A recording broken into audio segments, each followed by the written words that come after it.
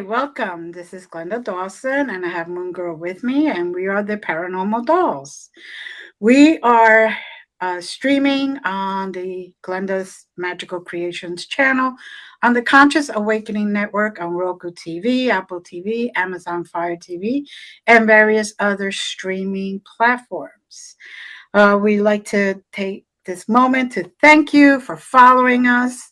If you see us on YouTube, please like the channel so you can be notified of any future podcast, and just send us emails, notifications.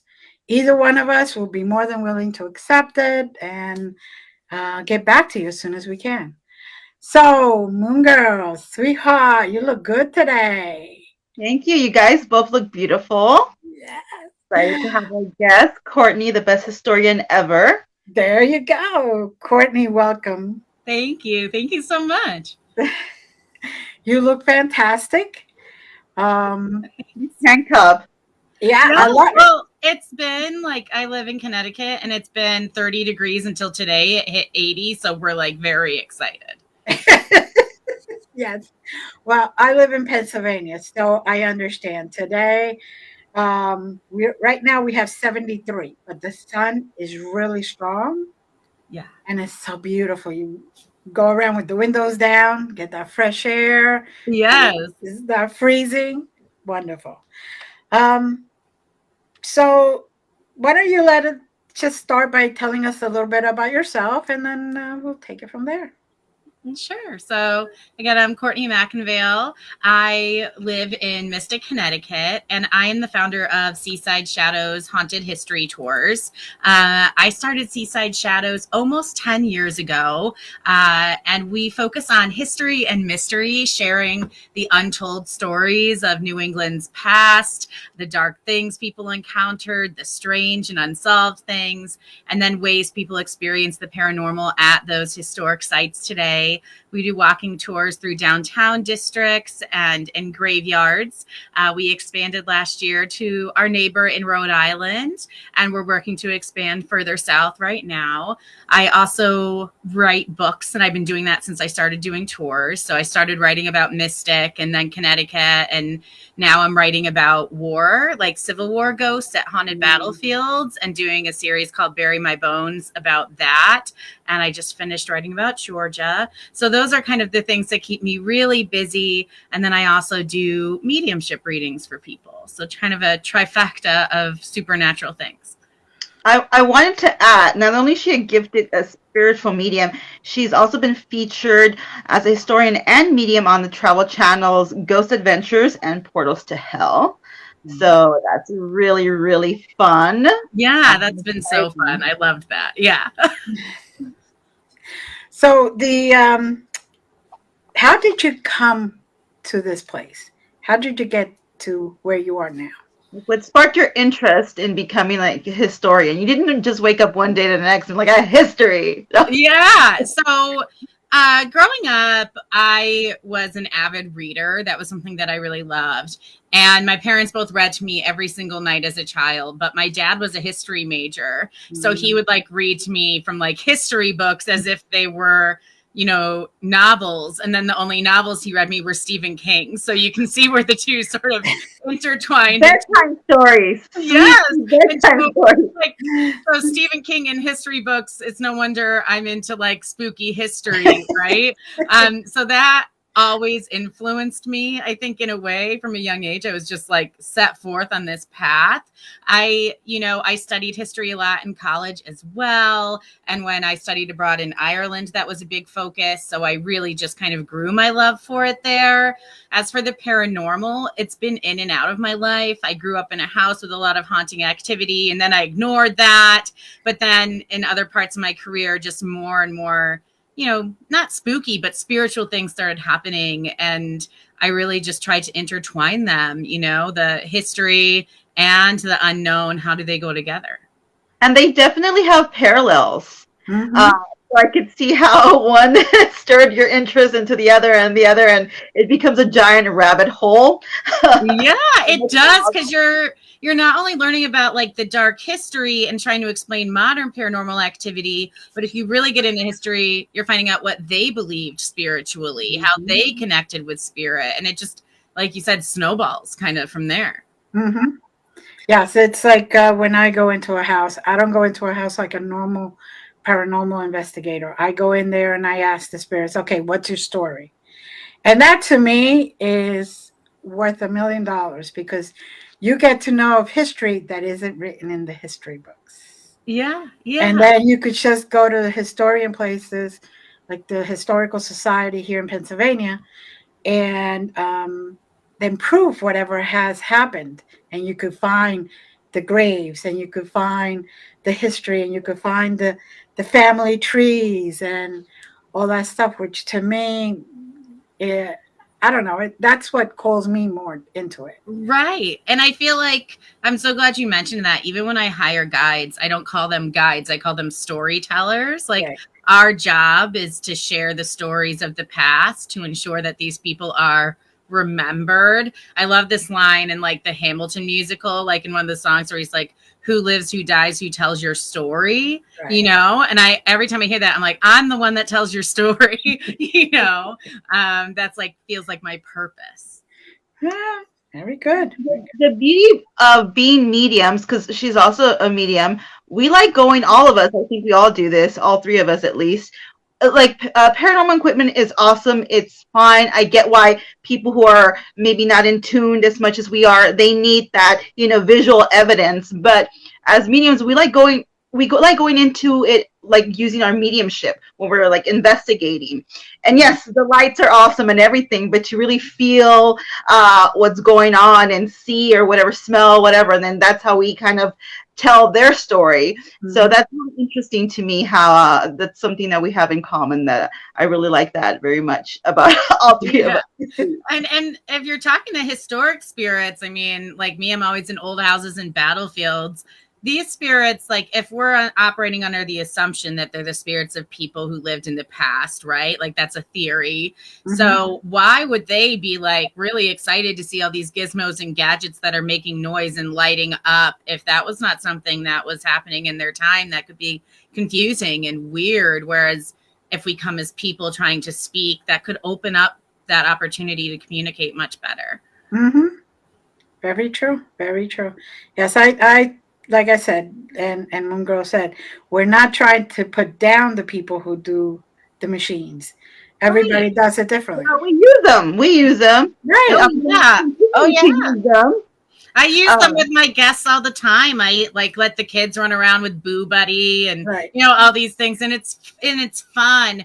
And like you were saying, it's kind of like a visual, thing for them, and that's really how a lot of people learn and process. So in that way, if it's getting them just used to trying to communicate with spirit, but having a tool to help them do so, elevates that experience, then great, go for it. Mm-hmm. Also, you can tell people till you're blue in the face that you see a ghost, you see a spirit, whatever, but until they it's good to have the little the lights and stuff to show that, hey, look, it really is true. I'm not just talking out my behind. You can see. So I can see how that helps people with that a lot. We use both. We love both. Mm-hmm. Yeah. If I'm saying something to you that's like spooky, or that I see a spirit and then the EMF starts flashing, or we hear a voice come through the SB7, that's really exciting. It validates, corroborates what I'm saying, and then the guests are able to be a part of that experience. Mm-hmm. Now, it states that, I heard through the grapevines that you worked for the FBI. I gotta hear this. Yeah. So I have the most strange origin story, I think, for being someone in the paranormal, in the sense that, like, yes, I grew up in a haunted house, but I went to college after that, and I studied politics and history. And during college, I had an internship opportunity because I went to school in Washington, D.C. With NCIS. And I think, like most people, we or at least a lot of us women, we like true crime. So I was like, absolutely want to be involved. What's going on here? And, you know, when you're a kid, you don't realize how real it is until you get into that internship. And I interned in cold case homicide. And that was just like really eye-opening, and that was something I loved, finding pieces of the puzzle that other people didn't see, using my intuition to see if that could help guide me to pieces of the puzzle. But it was just an internship, right? But I loved it. So I started applying to any government agencies that I felt were similar after I finished my internship, because that was, you know, toward the end of my college. Right. And then FBI just happened to be having what they call a hiring blitz, where they were going to universities and seeing who was qualified and like pulling us out. And I really credit my NCIS internship with being like, you know, what made me stand out in the applicant pool. And my mom was a teacher and made me get good grades my whole life, so that helped. So I, you know, put in for the FBI at that point, and they hired me. It took a couple years to get a security clearance, but I was not put in something that I really wanted. It was like what they needed, which was counterterrorism at that time. So that was, you know, in the mid to late 2000s. So you have to remember, like 9/11 was still really fresh. Counterterrorism was really developing in the federal agencies. So that's where they were really trying to push all us new folks into. And that's ended up being where I went into, and it was fine. I did my job, but I just wasn't really feeling like connected to my work. And the other thing, like the other like weird practical reality, is that it was in DC, and you commute no matter how close you live to that building, at least an hour to work each day, if not more, on a crowded metro. And your whole life is just commuting, working, commuting, go to bed. And I was like, I am 23 years old. This is not it. You know? Right. Yes. So I stayed there, and then I got a contract opportunity at Homeland Security. Again, I was just kind of piggybacking. And I got to live in Vermont, which was much better for me. I love the beat of Vermont. It's cool. It's beautiful. There's music, the lake. But I just also was not jamming with my work. So I met a lady in Vermont and who ran ghost tours and wrote ghost books. Her name's Thea Lewis. She still does it. She's fabulous. And I said, Thea, like, you're amazing. Can I have lunch with you and just pick your brain? And she like mercifully said yes. And I just sat with her, and she told me how she got started doing what she did, and was very encouraging that I could do this near where I was from in Connecticut. And so, you know, much to the dismay of my family, I quit all my government positions and said, I'm starting ghost tours. And I, you know, packed up and moved and did that. So, you know, Never look back. Never look back. No, I don't. There's like one of my favorite Creedence Clearwater songs is like, left a good job in the city, working for the man every night and day. But it follows up and says, never lost a minute of sleep. And I'm like, me either. Like, it's fine. Love CCR. Love CCR. Yes. So I didn't lose sleep over it. I think my mom lost sleep over it, but I didn't. And that's how we got here. It's following your passion, right?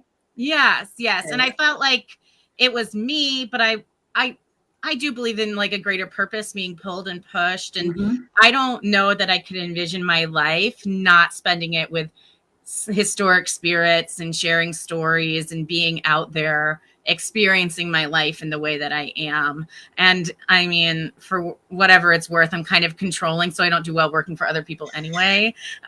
So it was probably best that I did well. Air sign thing, which again, Libra, Gemini, Aqua, Pisces.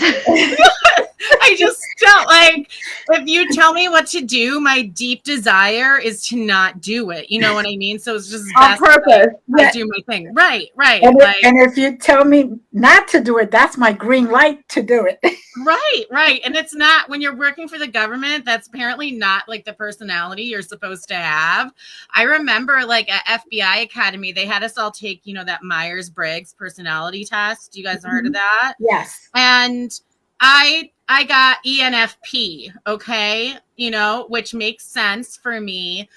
I was the only one in my entire academy class that got that, which was a problem because we were supposed to work with other people whose brains work the same as ours.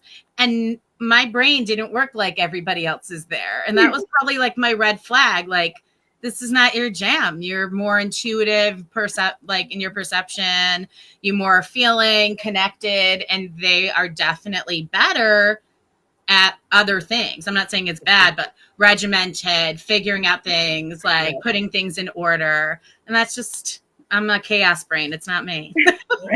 Well, speaking of spirituality, what first got you into the spiritual community? Like, when did you first notice you had like spiritual gifts? You mentioned that you've seen spirits since you were a child. So yeah, so I grew up in a house that had a lot of haunting activity for a whole plethora of reasons, not the least of which, in addition to being a police officer, my dad ran a business called Postmortem Cleanup, and we lived in an old house. So, you know.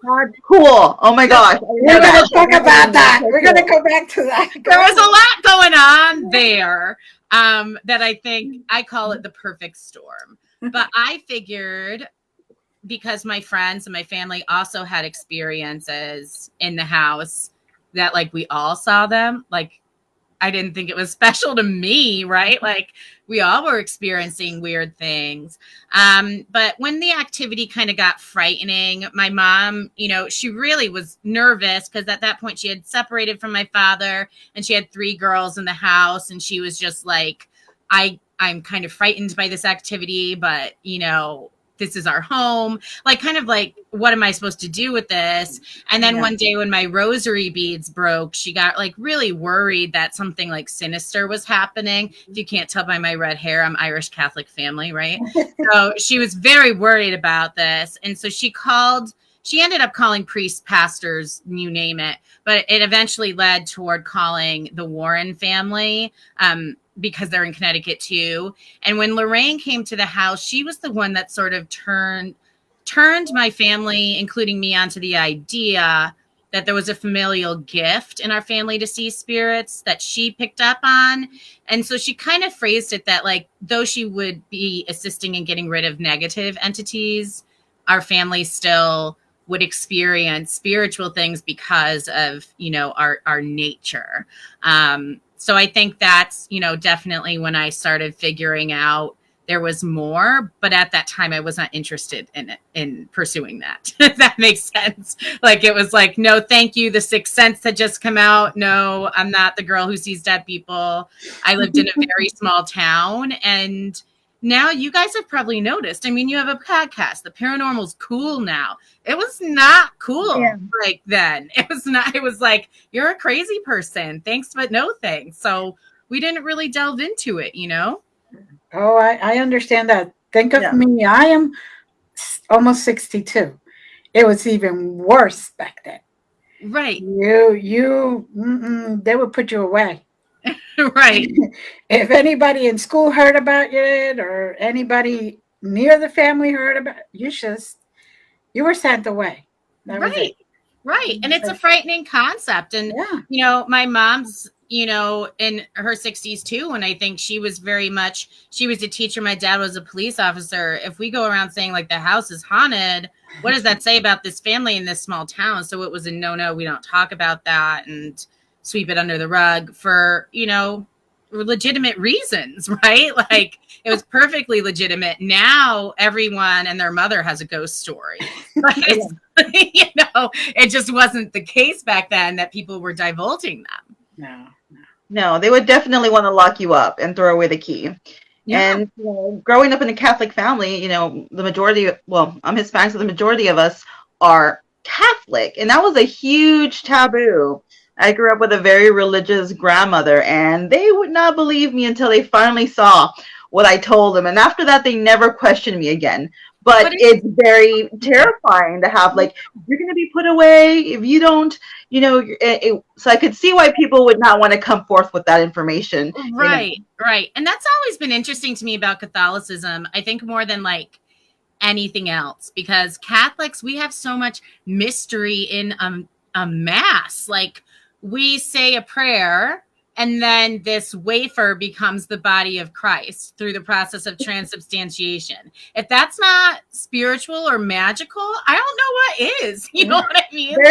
There's definitely parallels, and I'm going to leave it at that. Yeah, it's just, I tell folks, my husband comes from like a Christian family that's not Catholic, but like more, I would call it I call them biblical literalists. You know what I mean? And they make Catholics look like, I don't know what I'm doing out there. But so I tell people Catholics are probably the most magical in the Christian, umbrella. Well, I'm Cuban. I was born in Cuba, and Catholic religion and spiritualism are hand in hand. It's like you have saints and then saints, and then you have, like Jesus on the cross, and then you have certain deities over here, and it's like, and I'm thinking to myself, well, I wasn't born Catholic. I went to Catholic school, but I wasn't born Catholic. I was born evangelist. And then when we came over here, we went into Northern Baptist, which is a very quiet type of church. There's only like a piano and an organ. There isn't like a full band and this whole thing. And, there isn't speaking of tongues and all that other stuff. Oh, no, and that's wild. Yeah. And I'm like, okay, I can deal with this for now. Got thrown out of, I got thrown out of Sunday school. I would say too, like even around the time that my house was going through activity was around the time that I was getting confirmed, which is like, when you basically, it's one of your sacraments, right? In Catholicism. Mm-hmm. And when you get confirmed, you have to pick a saint who is like you get another middle name. Right. And I picked Joan of Arc because I loved her, that she was like this badass woman who led an army of men. Like she was so cool. But if you look at Joan of Arc's story, the reason she was burned at the stake is because she was communicating with other saints who had died, and their souls were speaking to her. And I think I felt that connection with her then, and I didn't necessarily know why. And as I've gotten older, I've understood that more, So that was interesting too. I kind of want to touch back on what Glenda said, that we have saints and we have saints and stuff like that. But a lot of people who are Catholic, and again, one of my grandma's from Veracruz, the other one's from Victoria, Mexico. And even though they were Catholic, trust me, all the little Catholic church friends ladies, but they would still go with curanderas. They would still go get cards read. They would still do things that you know what I mean? That other religions might have frowned upon. So that's what I'm telling you. There's parallels that maybe they didn't want to look at, or whatever the case may be, but there was definitely parallels there. Okay, well, to put it nicely from a history perspective, our ancestral cultures were blended in for the Christian movement when it came out for a reason, but they were never fully able to tell these cultures whether, like it was Celtic like mine or Norse, it doesn't matter. Right. They could never say to you, get rid of who you are and where you came from. Mm-hmm. Instead, they had to say, okay, we're going to shift how you do this into our narrative. Mm-hmm. Right. And so we're always going to have that crossover. And to this day, people still use the huevo to like curarte de ojo. Yeah. The egg cleanse, and it didn't matter if you were, religious or not. So again, there's parallels here. Just saying. Yeah, absolutely. Absolutely. I mean, I got married in Ireland. I lived in Ireland. If you tell me those people don't believe in like banshees and fae and things like that, yes. They do. And there is this sense when you're there that, yeah, they are here because culturally it's always been real for them. So, even though you're Irish Catholic, you still have your fairies and you still have your banshees and you still have all of these supernatural elements that play a role in your daily life and understanding your practice of leaving an empty chair out, on All Hallows Eve for your loved one to come back, putting the candle in the window for them to find you. Like that's still very spiritual, but not religious. right? And then we leave our altars for that too, as well. So there's a lot of things here that It's whatever. interesting, right? It's interesting. I love it.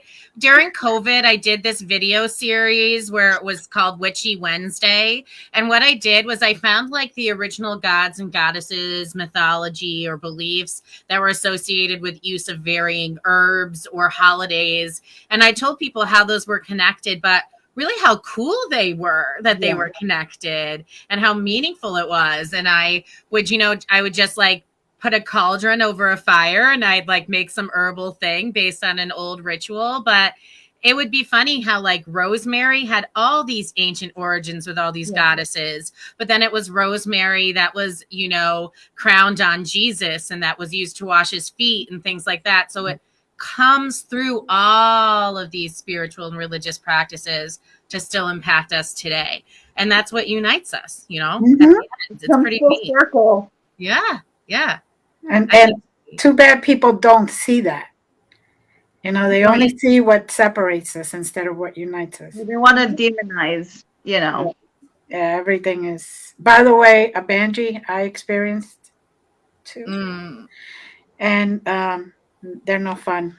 No, but they're my pals now. They're my pals now, so I work with them when I need to. Oh, and they're my protectors when I need protection. And but Mrs. Glenda.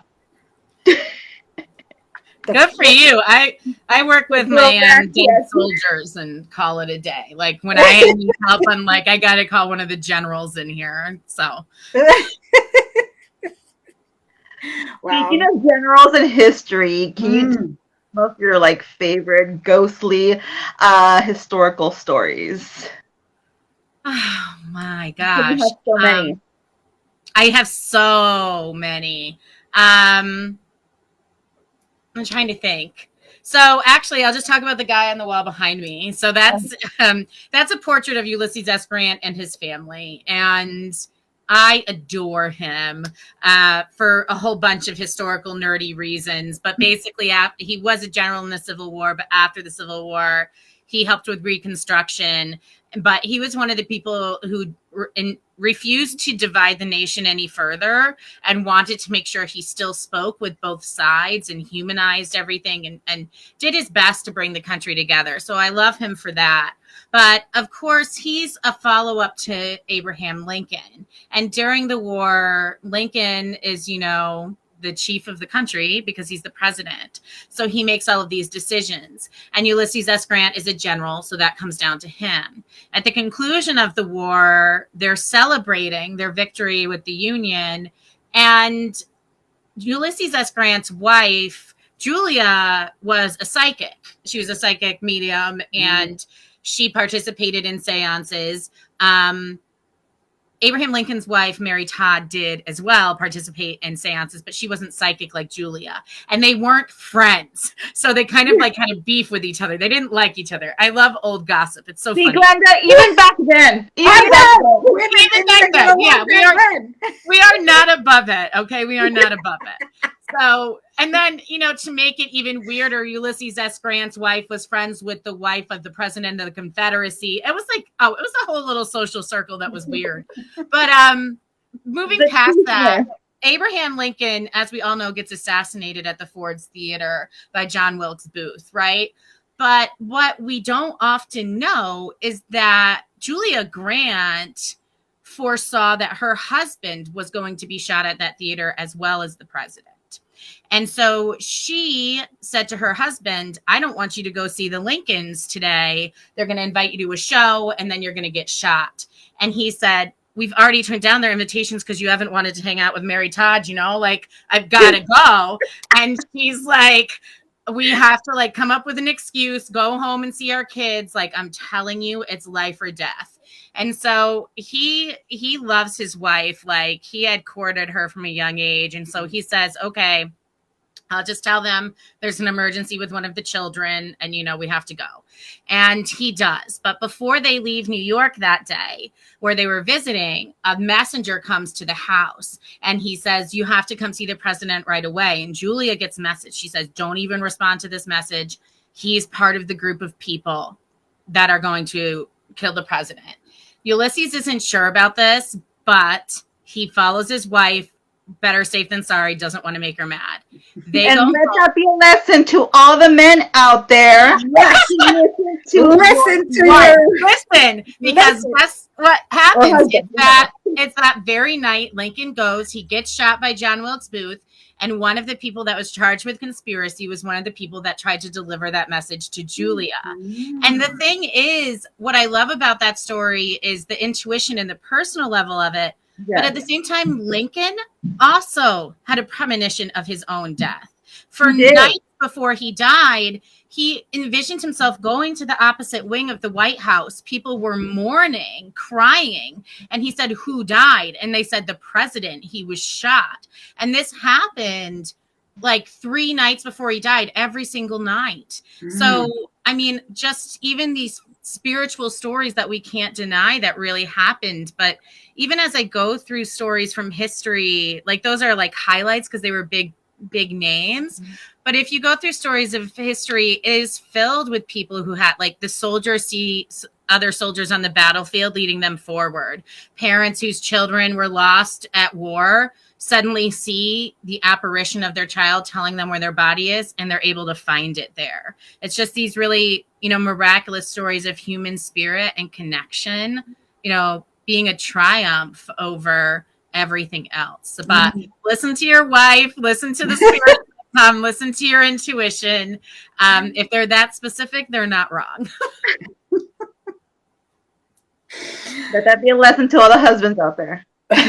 Boyfriends. Everybody. It's funny because Ulysses S. Grant was called like the butcher, like a hard ass, all these terrible things. But like if you read about him and his wife, it's just like such this soft demeanored man, and really like she knows the shots. Like they started dating, and the only reason she would date him is because her like pet bird died, and he gave it a full funeral with like military honors and had all his friends come, and then she was like, okay, I'll date you. But I'll date you. But what's funny is she was not aesthetically beautiful by our standards, right? She even had like a lazy eye and stuff. She was really self-conscious about it. And she had found out about like a treatment that would have helped women with it. And she told her husband, like, I think I'm going to do this. If I'm going to be first lady, I just don't want to embarrass you, Right.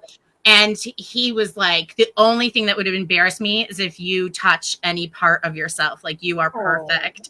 And so I think, so when you see portraits of her, she always has one side because she wouldn't let anybody like paint or take a picture of that other side of her. But he also wouldn't let her change it. So just those human things that make history relatable are also my favorite things. Well, now I like him more, lady.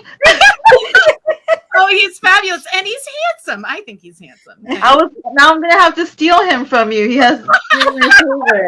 I thought we were in tie with Lincoln because she has a picture of her hovering over Lincoln, and then I have one too, and I even put like, "Oh, Mr. Lincoln," and we didn't know that we had this of each other. Do you remember? Yes.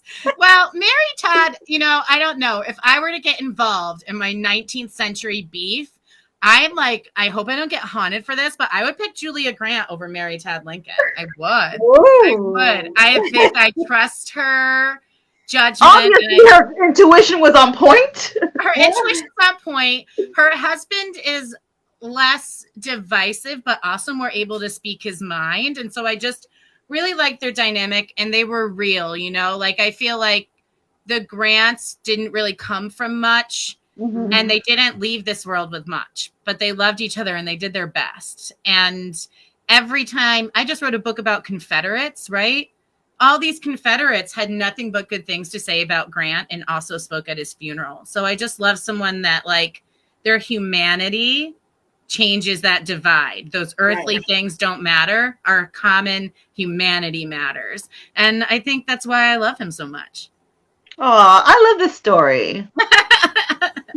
Well, speaking of books, you're an author, a published author. Do you want to tell us a little bit about your books? Sure. So my too? My first book was Haunted Mystic, about the little seafaring town I give tours, and not so little anymore. It's getting quite big, but it's still little to me. And about the haunts there and a lot of things on my tour. And then the publisher suggested I look into the Revolutionary War. So I wrote Revolutionary War Ghosts of Connecticut, where I traveled to all these haunted places, schoolhouses, mansions, things like that in my home state that had revolutionary connections, like where John Hancock was married, or Nathan Hale taught, just things like that. And I looked to see where Benedict Arnold was, all these people. And I found really fascinating stories and wrote about my experiences there. And then I really wanted to write about Civil War ghosts. That's what my dad kind of raised me on, being a Georgia good old boy himself. So I really wanted to write about that. But my first publisher was like, you have to write about soldiers from Connecticut because that's where you live. And I was like, okay, but all right, whatever. So I did. And I wrote about some great, Union guys. And that's really how I learned about Grant, even though he's not from here. He was a Union leader. And I decided when I was writing that there were just so many stories to be shared of these men as I was uncovering each of their lives, the people that loved them, what they did, the paranormal.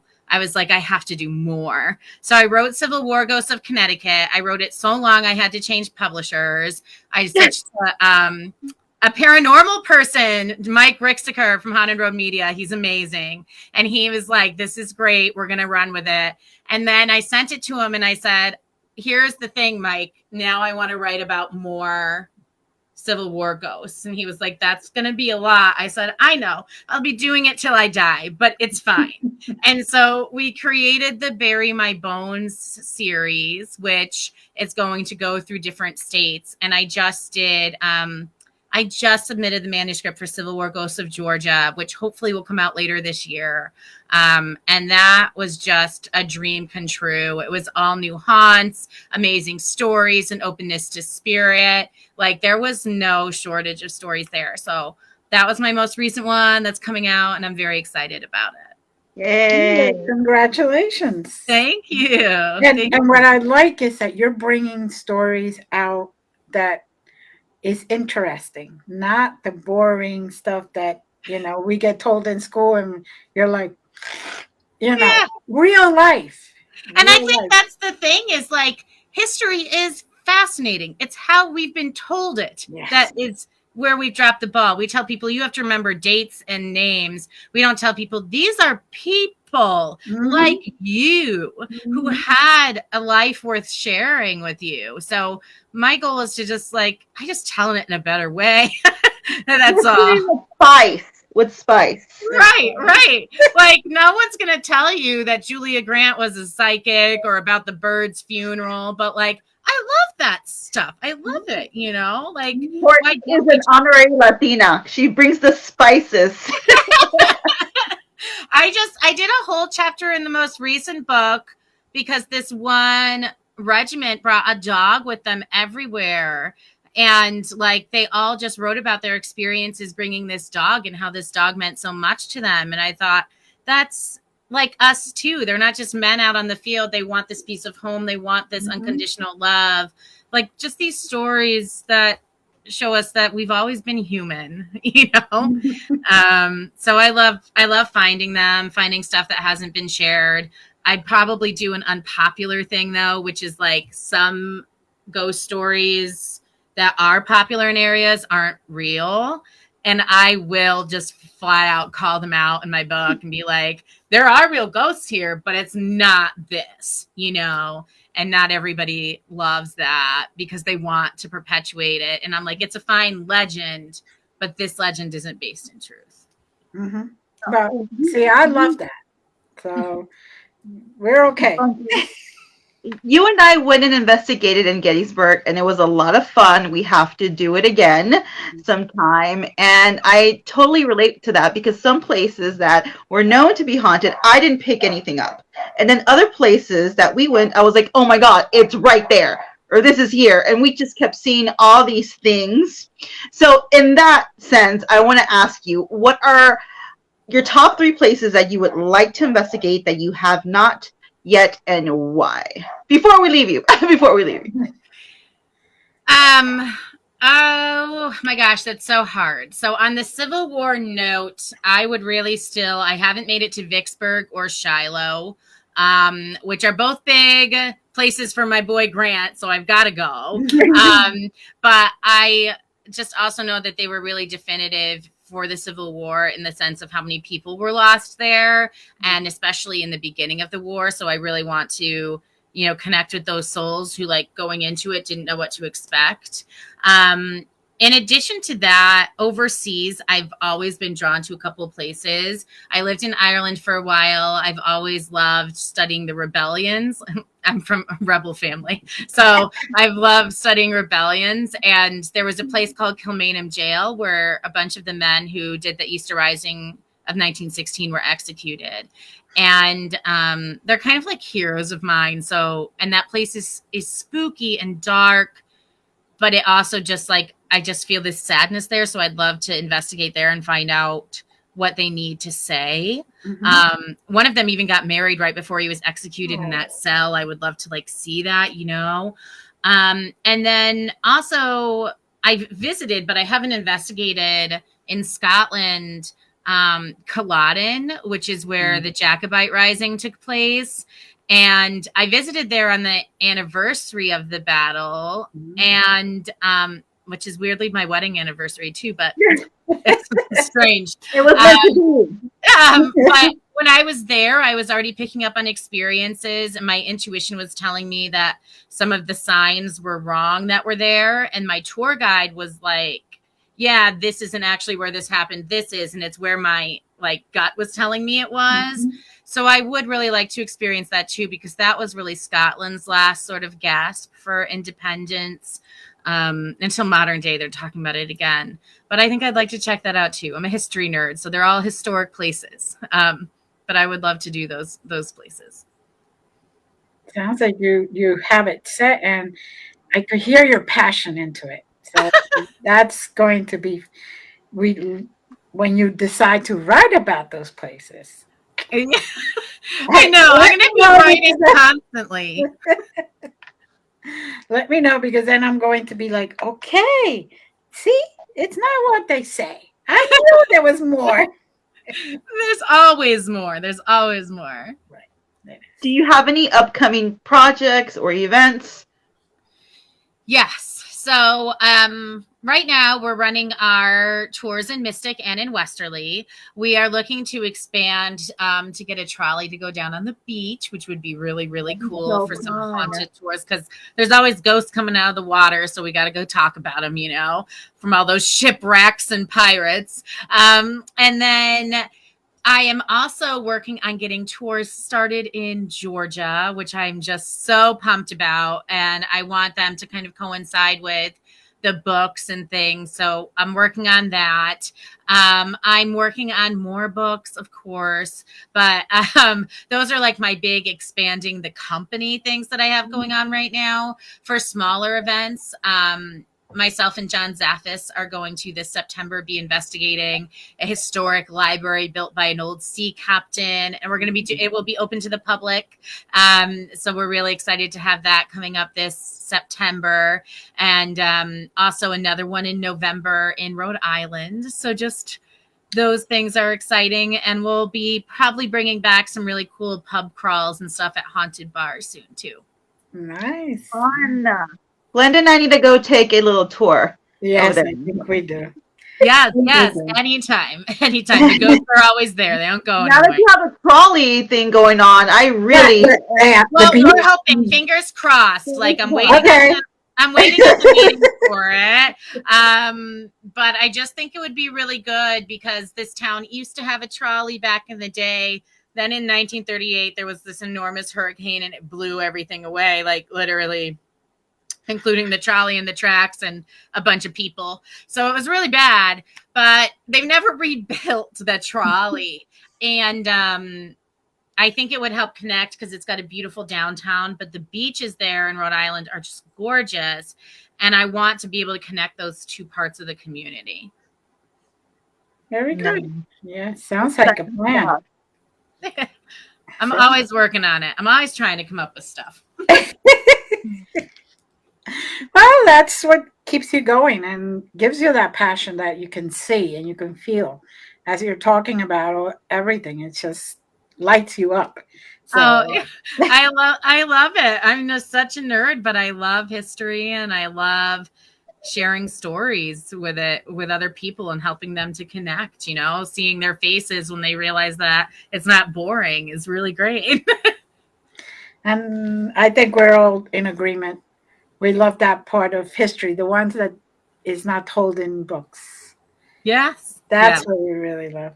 Except my books. Except my books. It's in my books. Okay, your books. I put the interesting stuff in there, I promise. I promise. Courtney's books, the books of truth. First Testament. No, just kidding. We have to do it right because let's face it, history class for me was like, oh, you got to be kidding me. There's more to that. I know there's more to that. And it's funny. I feel like too, we mentioned like going to Gettysburg and stuff like that. Mm-hmm. But even like, so in Gettysburg, all the places they say are the most haunted is BS. But the real places are out there where the people died. And, mm-hmm. It's like we just ignore that. It's like weird. But when you go out to places, it's like people are expecting some, I don't know, like bombastic thing, like to constantly hear cannons and hear people screaming and moaning on the ground. But for me, it's like when I go to a battlefield, it's like the sense of being watched, the footsteps, the deer or the animals that stand precisely in a certain spot, looking at you as if they're representative of that spirit. It's those things that really get me more, that I feel happen rather than just this, constant noise or barrage of sadness. It's like a consistent presence and these very spiritual ways of showing us. Mm-hmm. Although when we did go, we actually ended up hearing a cannon. If you remember, it can happen. And I always feel bad because it's like sometimes I try to like not like trigger them to like get a little more involved. So if people really want to hear cannon or gunfire, what I'm going to do is I'm going to play like Yankee Doodle or Dixie and like get them like riled. But I also feel bad doing that because I don't want them to think that it's happening again, so right. It's like I want to meet them where they're at. If they are still in battle, that's one thing. If they are looking to communicate, that's another. Like, I really want to meet spirits where they're at and be someone they're comfortable speaking with. And that's how I'm going to learn the most, so that's just important to me. But I think they show themselves in funny ways. Like my husband, he still stands by that a spirit made him do this, though I don't know. But there's a Southern general, Stonewall Jackson. He's controversial, blah, blah, blah, whatever. I was looking for him and his ghost. And so I was traveling around to like where he was shot for his mortal wound, where they amputated his arm, where they buried his arm, where he died, where he lived. Like I was looking everywhere for his ghost, right? And I thought the fact that his arm had his own cemetery stone was really fun. So I really wanted to find it. I wanted to find the grave for his arm. I was about to ask you, did you take a picture? I do. I'll send you. I have a picture of me. Yes! So That'd be so awesome. And I'm like, yeah. I want to do that. I want to go and do. Yes. Yeah. I was pumped. And it just says Stonewall Jackson's arm and you have me. I'm like, with it. I'm like so excited. Like I found a celebrity. And it's just his arm. But while we're there looking for his arm, like, don't do this at home, whoever's listening. If you are going looking for his arm. If you're going to a national park, don't go in at sunset. Like you'll get trapped in the dark. You could get in trouble. Just don't do it. I did. And I was like, I didn't realize how far away his arm would be. So it was like saying, not if I do, children. Okay. Yes, exactly. I was like, oh my God, like I'm walking to this park, the sun is setting, the animals are all out looking at me like, what's this woman doing? I'm like, I want to find his arm. I find this house, I find these cornfields, I go through the cornfields and there's this little cemetery and there's his arm. So I took a picture, investigated a little, and then my husband was like, it's getting really dark, we're going to get in trouble, and going back to the car. He's a rule follower much more than I am, right? Wait, I need to ask you something. Did you ask the arm any questions? I did. And I don't know that the arm answered, but Stonewall definitely. Somebody out there answered. Somebody answered. And to be clear, the arm is buried by other people. It's just one arm. He has nothing else.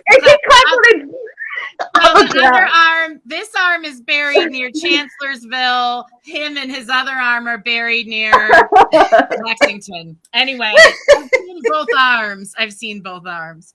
But that's another story for another day. Yes. That's another story for another day. So I'm there with his arm in the graves. Marty's my husband. He's headed back to the car. He's like, this crazy woman's going to get us arrested at a national park at night. And I'm like sitting there with my spirit box, like, hello, you know? And finally I got a little nervous too, because I was like, I don't know where I am. And I don't want to like get stuck out here. So I finally start going down the path back toward the car, and I hear like the corn like stalks rustling, and then they like moved like really heavy, and I thought, this is it. Like, this is how I go. Like, I don't know if it's a bear coming out of there. I don't know if it's Stonewall Jackson, but this is how I leave this earth. Like, whatever's coming out of there is going to take me. And then, yeah, Marty runs out of there laughing hysterically. Naturally, I smack him, and then I hug him because I'm upset because I'm scared. And I'm so I needed to express both emotions. And then we go back to the car, and the next day we tour Stonewall Jackson's house. And the tour guide says to us, do you guys ever play pranks on each other? And I'm like, oh, let me tell you, it's a cornfield. And she goes, well, Stonewall Jackson used to hide behind the doors in his house and jump out at his wife and try to scare her. And Marty goes, he made me do it. I was like, generous. Yeah. But I definitely think spirits do play with us, and they know what we're doing out there for sure. And he knew I was looking for his arm. And by the way, we call Marty the husband because when we're out there, he was filming us. So yes. He's the husband of the paranormal. Yes. And we love Marty. We do love Marty. Marty does no time for my antics sometimes, but they continue anyways. But you too can visit Stonewall Jackson's arm, and it's free to go to should you ever need a haunted place. Sorry, my dog. We Courtney, so you have to come with. Sorry, 1 second. Let me get him. 1 second. Oh, he sees. I live in like the woods, and there's deer and bear, and it's okay. Mine's barking too. Mine's barking up a storm over there. Yeah. They bark at everything. Everything, and he's part like beagle, part Jack Russell. So it's like, so he hears. It's constant. Yeah. It's constant. Sometimes I'm like, that's why my shades are pulled mostly, because like he'll look out the window at the bunnies and just get mad that they exist. I'm like, it's a beautiful day. I can't even have my windows open. The bunny. Yes. Oh Lord. He's not barking at arms. He's barking at them.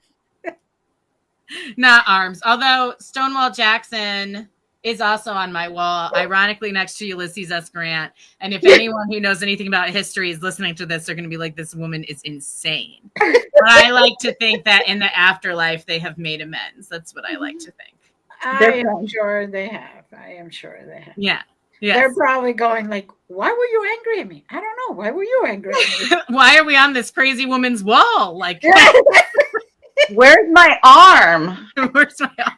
I think it's so funny. Like, he was shot, right? And by friendly fire, meaning like his own side didn't recognize him in the dark. It was bad. But and then they're carrying him on like this, stretcher type thing that they've assembled together through the woods for 35 miles. Like, why? Find a hospital tent 2 miles away. What is happening? Naturally, they drop him several times during this process, thus making the wound infected. So by the time they amputate the arm, he's toast, like it doesn't matter. But if they hadn't have dropped him, they said he would have lived, and then Gettysburg would have gone differently. But that's, interesting to think. Maybe in another world, and what would that look like? Yeah, all I know is that I'm with you girls. When I went to Gettysburg, the few times I've gone, where everybody says they see, they hear, and all that other stuff, I'm like, dead zone. I go into a side road or just a little side area, and I see soldiers coming up to me. I see this and I see that. A lot of them weren't found, right? Like a lot of them weren't found, and those are the ones we're going to hear about. I just uncovered a really great Gettysburg story, and I'll end it with you guys. Like these two soldiers, opposite sides. The Union guy's really injured. He starts calling out for help on the wheat field, which is where I have the most spiritual experiences. Buddy, hold on 1 second. Sorry, you're gonna have to.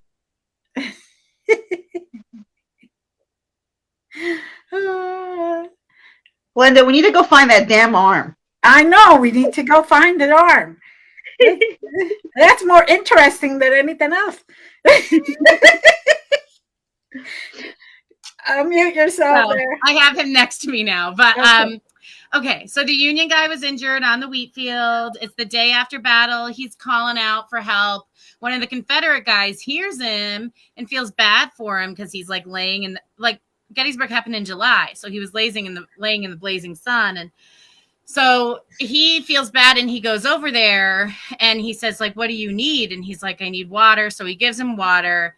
And then he says, can you bring me back to shelter? To which the Confederate guy is like, if I bring you back with me, your guys are going to shoot me, right? And he's like, no, they won't. But he's scared about it. They're only like 21 years old at the time. Like we forget how young they are. So the Confederate guy starts crawling with the Union guy on his back, brings him back to the Confederate lines, gives him food, helps care for him. And then he props him up against a tree because his leg is mangled. He doesn't look like he's going to recover. And he wishes him luck. And then the Union guys take him back and the Confederate guys go on their way. And we forget, like in war, like after the battle's over, they really don't like just attack each other for no reason. So they go their separate ways. And then later the Union guy survives. And he spends years looking for the Confederate guy that saved his life. Right before the Confederate guy dies in his 70s, like a month before they meet again. And the Union guy says, I will always love him for what he did for me. And Theodore Roosevelt gave them an award for basically bridging that divide. And so that story came from one of the most haunted places in Gettysburg. And I love it. Like, that to me is just as spiritual as anything spooky.